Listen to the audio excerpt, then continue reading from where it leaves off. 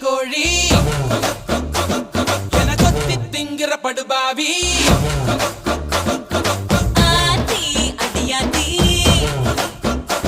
என சுத்த வைக்கிற சுதியத்தி அரகுற வயசுல மயக்கிற சைஸ்ல கருமென இனிக்கிற எருமணி அழைக்கிற உனக்குள்ள என்ன வச்சு உண்டியல குலுக்கிற பரபரப்பா இருக்கு